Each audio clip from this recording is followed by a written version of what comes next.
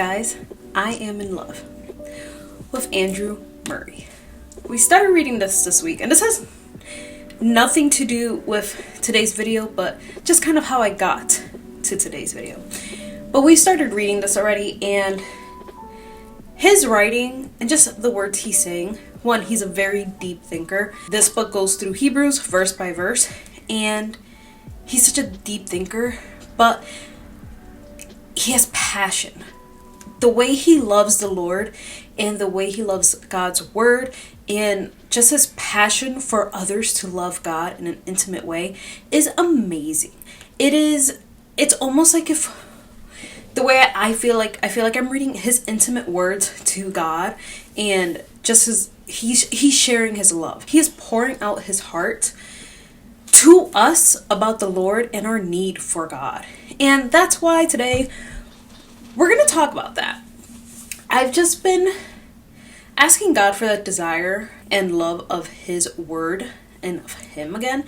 And we're going to be doing Romans in March.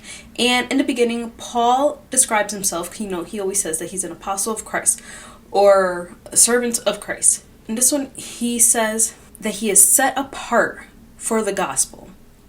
And it had me thinking, am I set apart? How am I living?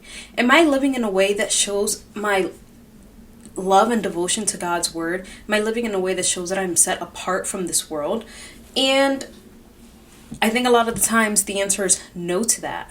There's this fear of missing out on everything the world has to offer, but the world has nothing to offer. When was this? This was months ago. Last year in September. My pastor he went through 1 Corinthians. And, that was Paul's letter to the Corinthians. They had questions, and he was giving them answers to those questions. When we think about our Christian liberties or about our convictions, I know I was under the impression, I always used to think this, that our convictions are all personal. The way God convicts one person is different from the way he's going to convict another person. And that's like a half-truth. It's a half-truth. I watched a clip on Instagram from Jackie Hill Perry, and I was reading through the comments, and I realized that, our personal convictions all need to be rooted in God's word and what is found in scripture. And God's timing is personal, but his word doesn't change. So our convictions should only push us to be closer to Christ. And that really got me thinking about the decisions that I'm making in my life, little ones, big ones, and am I relying on God? So that's what we're going to talk about today, is decision making. And I wanted to go through this list that my pastor had given us, and there's a lot, and there's some scripture, some of them I missed, so I do need to go back and get those written down, but I wanted to share those with you. And that's just something that he reminded me, Andrew Murray, in this book, because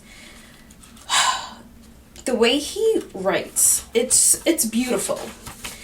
I'm just going to read you a few things because this is what really got me thinking. And he mentions how Christian in his day, which this was written 140 years ago, Christians in his day, they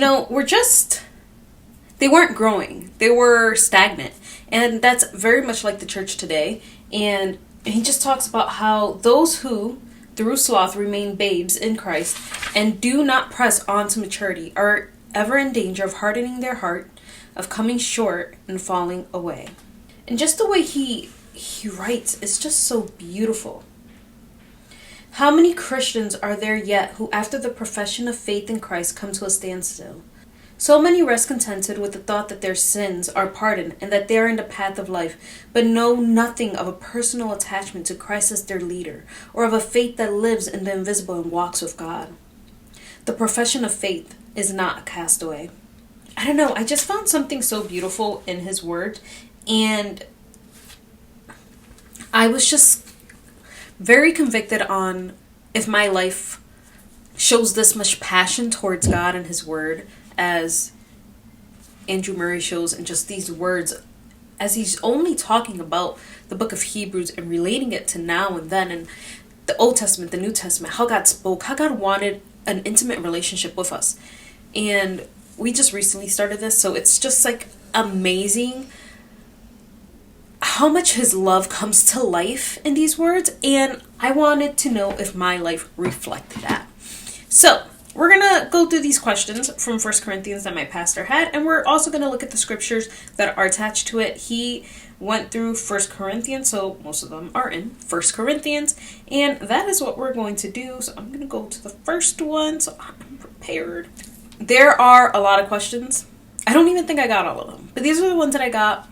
And hopefully they're helpful to you, because this is something that I want to do moving on, is like truly turn back to God's word for all the decisions I'm making, little or big. For what you want to do, will it be spiritually beneficial? In 1 Corinthians 6:12, it says, all things are lawful for me, but not all things are helpful. So will it be spiritually beneficial? The next question is, will it bring me into bondage? All things are lawful for me, but I will not be dominated by anything. And this one's a good one, because in Romans 6, I believe, it's talking about being a slave to sin, and how with Christ we are free from that. We are free from sin. We're not free to sin. We're free from sin, because now we know better. We can make the choice in our strength and power in Christ to not sin. And that is what the Bible says, especially when it talks about how now that we're saved, we sin no more. It doesn't mean that we physically do not sin, but we have the power to not sin. The next question, will it help others by this example? So if what you're doing, is that going to be an example of Christ in someone else's life or not? So that's chapter 8, verse 9, 1 Corinthians chapter 8, verse 9. And that says, but take care that this right of yours does not somehow become a stumbling block to the weak. And sometimes it's not even necessarily something bad that you're doing, but sometimes, I know for here, this was talking about eating meat that was sacrificed or blessed to idols and stuff like that. But in reality, it's like, there are some things that aren't necessarily bad, but if someone has a bad view of God's word or just other things that are in their life, and we are trying to keep them from sinning, and you know about it. Like, I think the way this has always been described to me is like someone who when they listen to rock music, it puts them back in that place they were in before Christ. So if I have a friend and I know that when they listen to rock music, that it's going to be a stumbling block for them. If I invite them to my house, into my car, to a party, I'm not going to play rock music, because I know that's going to cause them to stumble. Hope that's a good example. The next one, will it build me up, and will it build my brother up? So 1 Corinthians 10:23, all things are lawful, but not all things are helpful. All things are lawful, but not all things build up. Very similar to that first one. Like, is this going to build me up spiritually? Is this going to build me up to be a better example of Christ? Or is it going to build me up in the world? That's another way of looking at that. Is this going to bring me higher in God's standard or in the world's standard? The next question is, will it glorify God? 1 Corinthians 10:31. So whether you eat or drink or whatever you do all to the glory of God. Is this giving glory to God? Is what you are doing or deciding to do going to give glory to God? So what I'm going to do, what I'm planning on doing currently, is that giving glory to God? Another one, will it lead others to Christ? 1 Corinthians 10:33. Just as I try to please everyone in everything I do, not seeking my own advantage, but that of many, that they may be saved.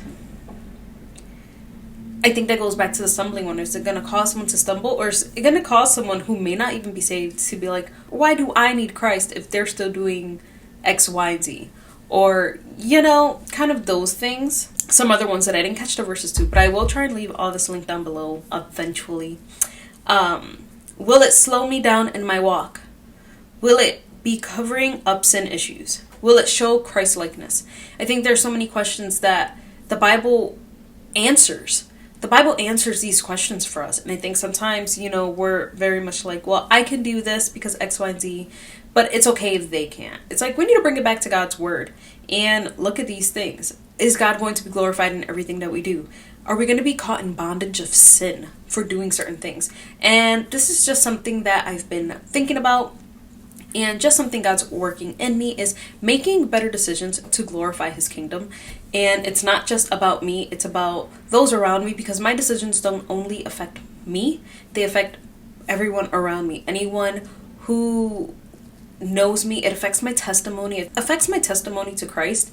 And I think that's things that we don't think about a lot of the times. So that is just something I wanted to share. I've been wanting to share this for a while, and after reading the book Holiest of All, I know that this is something I needed to share because it's something I'm going through now, and I want you guys to know that this is still something I'm working on. I think it's something we're all working on forever. No one is perfect, except for Christ, and that is who we are trying to show, who we are trying to glorify. So I think we need to be more serious in the decisions we make, in the way we make decisions. I think that's very important. Is community involved in a lot of our decisions? That is my 2 cents. And yeah, I just figured I would share this with you guys. That is all that I have to say today. I hope you guys enjoyed this video. And yeah, I'm excited for Romans that we're going to be reading next month. And yeah, I'm still deciding on how I'm going to do that. So by next week, I will have that figured out for you guys. And I will let you guys know in my Monday's video. So yeah. So I hope you guys enjoyed this video. Definitely leave your 2 cents down below. Let's chat in the comments. And yeah, I will see you guys in my next video.